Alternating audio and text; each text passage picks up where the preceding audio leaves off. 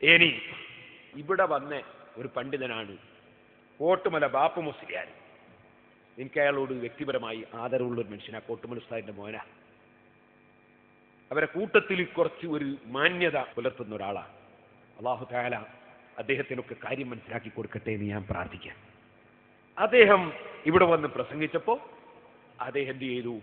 ഒരു തിരുത്തി. എന്താ തിരുത്തിയത്? ഇവിടെയുള്ള കക്ഷികൾ വിവാദ കേസെന്നാ നോട്ടീസ് കൊടുത്തു. വിവാദ കേസാണ്. അത് മൂപ്പരനാക്കി തിരുകേസെന്നാക്കി മാറ്റി.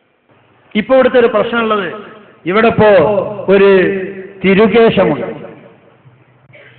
ഒരു തിരുകേശം, അതാണ് ഇപ്പൊ പ്രശ്നം. തിരുകേശവും തിരുകേശം വെക്കാനുള്ള ഒരു പള്ളിയും. തിരുകേശം എന്നാണ് പറയേണ്ടത് എന്ന് അദ്ദേഹം തിരുത്തി. അല്ലാഹു തആല അദ്ദേഹത്തിന് സത്യം പറയാൻ തൗഫീഖ് ചെയ്യട്ടെ. ഇനി സുഹൃത്തുക്കളെ, അദ്ദേഹത്തെ വിളിച്ച് ഒരാൾ ചോദിച്ചു. അപ്പൊ അദ്ദേഹം പറഞ്ഞു വ്യാജമാണെന്ന് പറയാൻ പാടില്ല. ഒന്ന് കേൾപ്പിച്ചോട്ടെ. അതിന്റെ തീരുമാനം പറഞ്ഞിട്ടുണ്ട്. അതിന്റെ സത്യാവസ്ഥ, അതായത് അതിന്റെ സനദും അതിന്റെ അടിസ്ഥാനം എന്താണെന്നുള്ളത് വ്യക്തമാകട്ടെ. അത് വ്യക്തമാകുന്നത് വരേക്കും ജനങ്ങൾ അതുമായിട്ട് ബന്ധപ്പെടണ്ടെന്നാണ് സമസ്ത പറഞ്ഞിട്ടുള്ളത്. അതെ, ആ പറഞ്ഞതന്നെ ഇപ്പൊ അതിലുള്ളൂ. അതിന് ഞങ്ങൾ അതിന്റെ വ്യക്തമായിട്ട് അതിന്റെ കാര്യങ്ങൾ എന്താ പോലും കൊണ്ടുവരണം നോക്കട്ടെ. അതിന് ശേഷം പറയാലോ. അതിനിപ്പോ സമസ്ത ഇപ്പൊ യഥാർത്ഥത്തിൽ ഇപ്പൊ ഇതുവരെ ഒരു അന്വേഷണം നടത്തിയിട്ടില്ലല്ലോ ശരിക്ക്. സമസ്തക്ക് അന്വേഷണം നടത്തേണ്ട ആവശ്യമില്ല. അല്ല, ഓല സത്യാവസ്ഥ, ഓല സനതും ഓല ഇത് ഓല പറയാം. അതിപ്പോ ഓലിപ്പോ പറഞ്ഞാല് ഇപ്പൊ അങ്ങനെ സാധാരണ രീതിയിൽ നമ്മളെ സമസ്തയുടെ ആഗമനം തന്നെ ഇങ്ങനെ വ്യാജമായ വിഷയങ്ങൾ സമൂഹത്തിൽ ഉണ്ടാവുമ്പോ അതിന്റെ വസ്തുത എന്താണെന്ന് ബോധ്യപ്പെടുത്തി കൊടുക്കലാണ് സമസ്തയുടെ നയം. ഇത് വ്യാജമാണ് എന്ന് സമസ്ത പറഞ്ഞിട്ടില്ല. ഇല്ല, ഇത് വ്യാജമാണ് എന്ന് സമസ്ത പറഞ്ഞിട്ടില്ല. ഇത് വിവാദമായ ഒരു മുടിയാണ്. അതിന്റെ നിജസ്ഥിതി എന്താണ് യഥാർത്ഥ സനതും അതിന്റെ അടിസ്ഥാനവും വ്യക്തമാകണം. അത് വ്യക്തമാക്കേണ്ടവരാണ് വ്യക്തമാക്കേണ്ടത്. ഓലാണ് അത് വ്യക്തമാക്കേണ്ടത്. അത് വ്യക്തമാക്കിയിട്ട് സമസ്തക്കും കൂടി ബോധ്യമാവുന്നുണ്ടെങ്കിൽ സമസ്ത ആ കാര്യം തുറന്നു പറയും. അപ്പൊ കണ്ടോ, വ്യാജാണ് എന്ന് പറയുന്നില്ല. അതേസമയത്ത് ഇവരൊക്കെ 100 പ്രാവശ്യം ആണേറ്റ് വ്യാജം എന്ന് പറഞ്ഞില്ലേ? ഈ മുടികൾ 100% വ്യാജമായ മുടിയാണ് എന്നതിൽ ഒരു സംശയവുമില്ല. തന്നെ വ്യാജമാണെന്ന് ബോധ്യപ്പെട്ട അല്ലാഹുവിന്റെ റസൂലിന്റെ മുടിയെ സംബന്ധിച്ച് വ്യാജം എന്ന് പറയാൻ പറ്റുമോ? എത്ര അപകടമുള്ള വാക്കാണത്. റസൂലുള്ളാഹിന്റെ ഒരു ഷാറ് അത് വ്യാജമാണ് എന്ന് പറയാൻ പാടുണ്ടോ? ഞങ്ങൾക്കറിയില്ല എന്ന് പറഞ്ഞാൽ കുഴപ്പമില്ല. നിങ്ങൾ ആലോചിക്കണം സുഹൃത്തുക്കളെ, പണ്ഡിതന്മാർ ഇമാമിങ്ങൾ പറഞ്ഞ സമീപനം വിട്ടിട്ട് ഇവർക്ക് മുജാഹിദീങ്ങൾ പറഞ്ഞു കൊടുത്ത ക്ലാസ് അനുസരിച്ചല്ലേ ഇപ്പൊ നീങ്ങുന്നത്. അതല്ലേ അബദ്ധം പറ്റിയത്. ഇനി ഞാൻ ഇബ്നു ഹജറുൽ ഹൈതമി റളിയല്ലാഹു അൻഹു അവിടുത്തെ ഫതാവയിൽ പറയുന്ന ഒരു വാചകം പണ്ഡിതന്മാർക്ക് വേണ്ടി കേൾപ്പിക്കുകയാണ്. ശരിക്ക് കേട്ടോ. ഒരു അള്ളാന്റെ റസൂലിന്റെ തിരുകേശമാണെന്ന് പറയപ്പെടുന്ന ഒരു മുടി, അതിനെ സംബന്ധിച്ച് ഇബ്നു ഹജർ തങ്ങൾ എന്താ പറയുന്നത് നോക്കിക്കോളി. വസൂല റഹിമഹുല്ലാഹ് അൻ ശഖ്സിൻ ഇൻദഹു ശഅറത്തുൻ മിൻ ശഅരിൻ നബി സല്ലല്ലാഹു അലൈഹി വസല്ലം. ഒരാളെ പറ്റി ചോദിക്കപ്പെട്ടു. അദ്ദേഹത്തിന്റെ അടുക്കൽ അള്ളാഹുവിന്റെ റസൂലിന്റെ മുടികളിൽ നിന്ന് ഒരു മുടിയുണ്ട്. അലാമാ ഖീല, പറയപ്പെട്ടതനുസരിച്ച്. സെനതൊന്നുമില്ല കേട്ടോ, സെനതൊന്നുമില്ല. റസൂലുള്ളാഹിന്റെ മുടിയാണെന്ന് പറയപ്പെടുന്ന ഒരു മുടി അദ്ദേഹത്തിന്റെ അടുക്കലുണ്ട്. വസ്തബറത്ത് ഇൻദഹു, അത് അദ്ദേഹത്തിന്റെ അടുക്കൽ തന്നെ നിലനിന്ന് വരുന്നു. യസൂറുഹന്നാസു ഫീ ബൈതിഹി, മനുഷ്യന്മാര് അദ്ദേഹത്തിന്റെ വീട്ടിൽ പോയി അത് സിയാറത്ത് ചെയ്യുന്നു, സന്ദർശിക്കുന്നു. ഫജാബ, ഇബ്നു ഹജർ റളിയല്ലാഹുവിന്റെ മറുപടി, ആ മുടിയെക്കുറിച്ച് വിവാദ കേസെന്ന് പറയാൻ പറ്റുമോ? ഇബ്നു ഹജർ തങ്ങളെ ഇബാറത്ത് നോക്ക്. എന്താ പറഞ്ഞത്? ഹാദിഹി സാറത്തു ശരീഫ, ഈ വന്യമുടി, ഈ ബഹുമാനമുള്ള മുടി, ലാ തൂറസു, അത് അനന്തരമെടുക്കപ്പെടൂല. വലാ ലക്കു, ഒരാൾ കൊടമാവകാശമായിട്ട് വരികയില്ല. വലാ തഖ്ബലു ഖിസ്മതൻ, അത് ഓഹരി ചെയ്യാനും പറ്റൂല. അപ്പൊ കണ്ടോ, അലാമാ ഖീല, ഒരു ഖൗലല്ലേ ഉള്ളൂ റസൂലുള്ളാഹിന്റെ മുടിയാന്ന്, അതുകൊണ്ട് എതിർത്തോളി എന്നാ പറഞ്ഞത്. കണ്ടോ, ഇതെന്താ ദുറുൽ കാമിൽ ഇബ്നു ഹജർ അസ്ഖലാനി. علي بن محمد بن الحسن الخلاط الحنفي علم الدين، وكان يزعم أيضا أن عنده من شعره صلى الله عليه وسلم وتفقه واستقل وتقدم ودرس بالظاهرية. 708 വഫാത്തായി പോയ ഒരു പണ്ഡിതന്റെ ചരിത്രം പറയാണ്, മൂപ്പരടുത്ത് അള്ളാഹുവിന്റെ റസൂലിന്റെ ഒരു മുടിയുണ്ട് എന്ന് മൂപ്പര് പറയാറുണ്ട്. വലിയ പണ്ഡിതനായിരുന്നു, ഒരുപാട് കിതാബൊക്കെ രചിച്ചിട്ടുണ്ട്. സനദില്ല. പക്ഷേ ആ പണ്ഡിതൻ റസൂലുള്ളാഹിന്റെ മുടിയാന്ന് പറയാറുണ്ട്. ദുററുൽ കാമിന അതേ 3-ാം വാള്യം 101-ാം പേജ്. വേറൊരു സംഭവം അതെന്താ? وحضر مجالسهم وكذا لقي غير واحد من الصالحين ووقع له مع بعضهم ورائد وكرامات اندفع بها وأعطاه شخص منهم يسمى بالجمال الشيرازي شعرة تنسب للنبي صلى الله عليه وسلم وقال إنها عنده. ആ പണ്ഡിതൻ ഒരുപാട് കറാമത്തും മഹത്വക്കുള്ള സാലിഹ്യങ്ങളുമായി ബന്ധപ്പെട്ട ആ മഹാപണ്ഡിതൻ മുഹമ്മദ് ബിൻ ഉമർ ഉസ്മിൻ എന്ന് പറയുന്ന പണ്ഡിതൻ. ആ പണ്ഡിതനെ പറ്റി പറയാണ്, നല്ല മനുഷ്യന്മാരിലുള്ള ഒരാൾ അദ്ദേഹത്തിന് കൊടുത്തിട്ടുണ്ട്. അദ്ദേഹത്തിന്റെ പേര് ബീർ ജമാൽ അസിറാജി. എന്താ കൊടുത്തത്? ഷഹറതൻ തുൻസബുലിൻ നബി സല്ലല്ലാഹു അലൈഹി വസല്ലം, റസൂൽ സല്ലല്ലാഹു അലൈഹി വസല്ലം തങ്ങളുടേതാണെന്ന് പറയപ്പെടുന്ന ഒരു മുടി. മഹാനവറുകൾ വേണ്ടെന്നാ പറഞ്ഞത്. ഭാഗ്യം ഇവിടെ വെച്ചിട്ട് റസൂലുള്ളാഹിന്റെ ആണ് എന്നുള്ള നിലക്ക് അദ്ദേഹം ബഹുമാനിക്കുകയല്ലേ ചെയ്തത്. കിതാബാ വായിക്കുന്നത്. ഇനിയും വായിക്കട്ടെ. മുസ്നദ് അബീ യഅല. ഇതെന്തിനാ വായിക്കുന്നതെന്ന് അറിയോ? 1 മുടി 2 മുടി 10. ആരാ പറഞ്ഞ് 10 മുടിയേ പറ്റുള്ളൂ? ആരാ പറഞ്ഞ് 100 മുടിയേ പറ്റുള്ളൂ? വലിയപ്പൻ എന്താ പറയുന്നത് നോക്ക. ഫഖാല ഇഅ്തമറ നബിയ്യു സല്ലല്ലാഹു അലൈഹി വസല്ലം, തങ്ങൾ ഉംറ ചെയ്തു. ഫഹലഖ റഅസഹു, മുടി കളഞ്ഞു.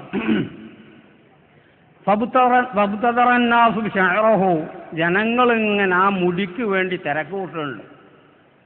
ഫസബഖ്തുഹും ഇലാ നാസിയതിഹി, അപ്പൊ ആ മൂർധാവിന്റെ ഭാഗത്ത് നിന്ന് ഇറങ്ങിയ മുടിക്ക് ഞാൻ മുൻകളന്നു. തിരക്കിയിട്ട് ഒരു ഭാരിൽ ഞാൻ വാരി ആ മൂർധാവുള്ള മുടിയൊക്കെ എനിക്ക് കിട്ടി. മൂർധാവ് മുഴുവനും നിറഞ്ഞു കിടക്കുന്ന മുടിക്ക് എത്ര എണ്ണം ഉണ്ടാവും എന്ന് പറ. അത് തീർത്തും ഭാര്യയും കെട്ടുകാര് ഖാലിദ് ബിൻ വലീദ് റളിയല്ലാഹു അൻഹു, നിങ്ങൾ 2 കെട്ടിട്ട് എന്നിട്ടാ പേടിപ്പിക്കുന്നത് ഞങ്ങളെ? അത് 2 കെട്ടായിക്കൂടെ? 3 കെട്ടായിക്കൂടെ? ഇനി നിങ്ങൾക്ക് കേൾക്കണോ? ഹുദൈബിയ സന്ധി അവിടെ പോയിരുന്നപ്പോ അവിടുന്ന് മുടി കളഞ്ഞു. മുടി അമ്മാർ റളിയല്ലാഹു അൻഹു എന്താ ചെയ്തത്? മുടി കളഞ്ഞിട്ട് അല്ലാഹു റസൂൽ സ്ഥലത്ത് വെച്ചു. അങ്ങനെ തന്നെ പോയിട്ട് ഒരൊറ്റ ബാരലിക്ക് ഭാര്യതാ. എത്ര കെട്ടുണ്ടാവും അത്? നിങ്ങൾ ഇത്തരം വിഷയം കൈകാര്യം ചെയ്ത് സമസ്തന്റെ പേരും പറഞ്ഞിട്ടു. സമസ്ത വലിയ പണ്ഡിത സംഘടനയാ, അത് വലിയൊരു വിഷയ, അതിനാർക്കും തർക്കമില്ല ഇവിടെ. പക്ഷേ നിങ്ങൾ ആലോചിക്കണം, നിങ്ങളടുത്ത് സമസ്തയില്ല കേട്ടോ. റാണീനെയും പിടിച്ച് നമ്മളിങ്ങ് പോകുന്നു, അതാ ഉള്ളാളം തങ്ങള്. അപ്പം തങ്ങളതാണോ അല്ലേന്ന് ഉറക്കണം. അത് ഉറക്കണവരെ അതിന് നമ്മൾ അംഗീകരിക്കൂല. അപ്പൊ ഇനി എന്ത് സനതയാളെ കൊണ്ടിട്ട് യാതൊരു ഫലമില്ല കേട്ടോ. സെനത് കൊണ്ടുപോയിട്ട് ഒരു ഫലമില്ല. നേരത്തെ ആളതേ പറഞ്ഞ സെനത് വായിച്ചാൽ അസൂയ അങ്ങ് പോകൂലേ? അസൂയ അങ്ങനെ പോകുന്ന സാധനമല്ല. അത് അള്ളാ കൽബിന്ന് നീക്കി തരണോ കേട്ടോ. സെനത് വായിച്ചാൽ അസൂയ പോകില്ല. ഞാൻ ഇവിടുന്ന് പ്രസംഗിക്കുമ്പോൾ പറഞ്ഞ് നിങ്ങള് ഒരു ലെവലും ഇല്ലാണ്ട് 10 കൊടുക്കാണ്. ശംസിയക്കാര് ഇസ്ലാമെന്ന് പുറത്താതെ ഒരു 10 കൊടുത്തു പിൻവലിച്ചത്. ഷംസിയ സമസ്തക്കാരെ വിശ്വസിക്കാൻ പറ്റൂല. ഷംസിയ ത്വരീഖത്ത് കാഫറാണ് സമസ്ത തീരുമാനിച്ചു, പിന്നെ സമസ്ത പിൻവലിച്ചു. പിന്നെ എങ്ങനെ അവർ വിശ്വസിക്കാം? നോക്ക് നിങ്ങൾ പറയുന്നത്. ഞാൻ പറഞ്ഞു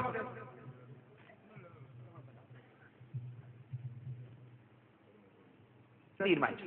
പണ്ടെടുത്ത പോലെ പോണ്ട. കാരണം ശംസിയ ത്വരീഖത്തുകാർ കാഫറാണ് നിങ്ങൾ ഫത്വ കൊടുത്ത്. നിങ്ങളെ സമസ്ത കുറെ കൊല്ലം കഴിഞ്ഞപ്പോ സമസ്ത ഫത്വ പിൻവലിച്ചിരിക്കുന്നു എന്ന് പേപ്പർ ഒരു കൂട്ടരങ്ങൾ കാഫറാക്കി, എന്നിട്ടത് പിൻവലിച്ചു. ഇങ്ങനത്തെ ഒരു ഗതികേട് സമസ്തക്കില്ല. ഇങ്ങനത്തെ ഒരു ഗതികേട് അവരെ സമസ്തക്കില്ലാന്നാ പറയണത്. അതായത് ഷംസിയ ത്വരീഖത്ത് കാഫറാണ് നമ്മളെ സമസ്ത ഫത്വ കൊടുത്തു, എന്നിട്ട് സമസ്ത പിൻവലിച്ചു. പടച്ചോനെ, ഇങ്ങനെ കള്ളത്തരം സമസ്തന്റെ മിൻസ് രേഖപ്പെടുത്തപ്പെട്ട കാര്യല്ലേ? ബാക്കി കടവുകളൊക്കെ പറഞ്ഞ് അങ്ങനെ പോകുന്നു വിചാരിക്കാം. ഇത് റിക്കാർഡുള്ളതല്ല. ഞാനിത് കേട്ടിട്ട് ഞാൻ ഉടനെ ചെറുശിർഫാനെ വിളിച്ചു. ചെറുശിർഫ അങ്ങനെ നിങ്ങൾ മിൻസൊന്ന് നോക്കണമെന്ന് പറഞ്ഞു. ഞാൻ ചേളാരിയുമായി ബന്ധപ്പെട്ടു. ഇതാ കൃത്യമായി മിനിസ്റ്റർ എഴുതി വെച്ചിരിക്കുന്നു. 8/8/85 ഷംസുൽമനെ ഈ ത്വരീഖത്തിനെ കുറിച്ച് തീരുമാനിച്ച ഷംസിയ ത്വരീഖത്തിനെ കുറിച്ച് മിനിറ്റുള്ള വാക്ക് കേൾക്കണോ? ആന്തോത്ത് ദ്വീപുകാരനായ പൂക്കോയത്തങ്ങൾ എന്നയാൾ പ്രചരിപ്പിച്ചു വരുന്ന ഷംസിയ ത്വരീഖത്തിനെ കുറിച്ച് വിവിധ കേന്ദ്രങ്ങളിൽ നിന്ന് ലഭിച്ച കത്തുകൾ വായിക്കുകയും പ്രസ്തുത ത്വരീഖത്ത് തെറ്റായതും വഴി പിഴച്ചതും ആകയാൽ മുസ്ലിങ്ങൾ അതുമായി ബന്ധപ്പെടാനോ സഹകരിക്കാനോ പാടില്ലെന്നും തീരുമാനിച്ചു. എന്നാ ഞാൻ പറയട്ടെ, സൈനുദ്ദീൻ മൗലവി എന്നെ വിളിച്ചിട്ട് ഒരു കാര്യമില്ല. അതിനാരെയാ വിളിക്കേണ്ടതെന്നറിയോ? ആ ഫത്വ പോയത് ചേളാരിന്നല്ല, നിങ്ങളെ സമസ്തന്റെ കാസർഗോഡ് ജില്ലാ കമ്മിറ്റിയാ ഫത്വ കൊടുത്തത്. അവിടെയാ വിളിക്കണ്ടേ? അത് ശരി, നല്ല കോളായി. ദുബായി പോയ ഒരാളെ ഖത്തറിലാ വിളിക്കുന്നത്. എന്റെ പേരോട് കളു പറഞ്ഞോ? എന്നാ കാണണം നിങ്ങൾക്ക്? ഇതെന്താ പത്രം? ഉത്തരദേശം. ഞാൻ കളു പറഞ്ഞല്ലേ? ഉത്തരദേശം 2000 ജൂൺ 19 തിങ്കൾ 6 വർഷത്തിന് ശേഷം ഫത്വ പിൻവലിച്ചു. കാസർഗോഡ് മൊഗ്രാൽ പുത്തൂർ ജമാഅത്തിലെ ഒരു വിഭാഗത്തിനെതിരെ സമസ്ത കേരള ജമിയത്തുൽ ഉലമ ജില്ലാ കമ്മിറ്റി പുറപ്പെടുവിച്ച ഫത്വ 6 വർഷത്തിനു ശേഷം പിൻവലിച്ചു. ഇത് സംബന്ധിച്ച് കോടതിയിൽ നിലവിലുണ്ടായിരുന്ന case ഒത്തുതീർപ്പിലെത്തി. 94 December 21 Fasal Pookoya Thangal PP Khaleel എന്നിവർ നേതൃത്വം നൽകിയ തരീഖത്ത് പിന്തുടരുന്നതിന്റെ പേരിൽ ജമാഅത്തിന്റെ പരിധിയിലെ ചിലർക്കെതിരെ ഫത്വ പുറപ്പെടുവിച്ചത്. നടപടിക്കെതിരെ സമസ്ത ജില്ലാ പ്രസിഡന്റ് CM അബ്ദുള്ള, ശേഷം 4-ാം പേജിൽ അബ്ദുള്ള മൗലവി, മൊഗ്രാൽ പുത്തൂർ ജമാഅത്ത് പ്രസിഡന്റായിരുന്ന P കുഞ്ഞിമാഹിൻകുട്ടി തുടങ്ങിയവരെ എതിർകക്ഷികളാക്കി മൊഗ്രാൽ പുത്തൂരിലെ PB അബ്ദുറഹ്മാൻ കാസർഗോഡ് CJM കോടതിയിൽ കേസ് ഫയൽ ചെയ്തിരുന്നു. Samyukta Jamaat president KS Abdulla, KC Mahin, KPK Thangal എന്നിവരുടെ സാന്നിധ്യത്തിൽ നടന്ന ചർച്ചയിൽ ഈ കേസും പിൻവലിക്കാൻ ധാരണയായി. നിങ്ങളൊരു ഫത്വ കൊടുത്തിട്ട് നാട്ടിൽ കുഴപ്പമുണ്ടായി. എത്രേ കുഴപ്പമെന്നറിയോ? കണ്ടോ? എത്രേ കുഴപ്പമെന്നറിയോ? പറഞ്ഞു തരാം. കണ്ടോ? മൊഗ്രാൽ പുത്തൂർ ജമാഅത്തിലെ ഫത്വ വിവാദമായി. 95 പത്രം. പിന്നെ എനിക്ക് കേട്ടോളെ, മൊഗ്രാൽ പുത്തൂരിൽ സുന്നി തരീഖത്ത് തർക്കം, കത്തിക്കുത്തും മർദ്ദനവും. ഫത്വ പ്രശ്നം, 9 പേർക്ക് പരിക്ക്, ആശുപത്രി ജീവക്കാരന് പോലീസ് മർദ്ദനം. ഈ ഫത്വ 3 പേര് കൂടി ആശുപത്രിയിൽ. ഫത്വ പ്രശ്നം 2 കേസ് രജിസ്റ്റർ ചെയ്തു. മൊഗ്രാൽ പുത്തൂർ പള്ളിപ്രശ്നം ഇരുവിഭാഗവും യോജിപ്പിനില്ല. ഇതൊക്കെ ഓരോ ഹെഡിങ്ങാ പത്രത്തിന്റെ. നിങ്ങളൊരു ഫത്വ കൊടുത്തിട്ടുണ്ടാക്കി നാശാണ് ഇതൊരു മഹലിൽ. എന്നിട്ടോ ആ ഫത്വ ആർക്കെതിരെ? ശംസിയ തരീഖത്തിന്. ഒരു നല്ല കൂട്ടറൊന്നല്ല കേട്ടോ. അവർക്കെതിരെ കണ്ണിയത്ത് ഉസ്താദ്, EK ഉസ്താദ്, AP ഉസ്താദും കൂടി മുമ്പ് തീരുമാനം എടുത്തതാ. EK ഹസൻ മുസ്ലിയാർ ഒക്കെ അതിനെതിരെ എത്രയോ പ്രസംഗിച്ചതാണ്. അതിലൊന്നും തർക്കമില്ല ഇവിടെ. പക്ഷേ ഇവരെന്തേ ഫത്വ കൊടുത്തത്? അവരെ ലെറ്റർ ഹെഡില് ഫത്വ മൊഗ്രാൽ പുത്തൂർ ജമാഅത്ത് പ്രസിഡന്റ് എന്നിട്ട് ഏകകണ്ഠമായി എടുത്ത തീരുമാനം പറയാ. 21/12/94 ചേർന്ന ജില്ലാ ജമിയത്തുൽ ഉലമ ചർച്ച ചെയ്യുകയും താഴെ പറയുന്ന തീരുമാനം ഏകകണ്ഠമായി എടുക്കുകയും ചെയ്തു.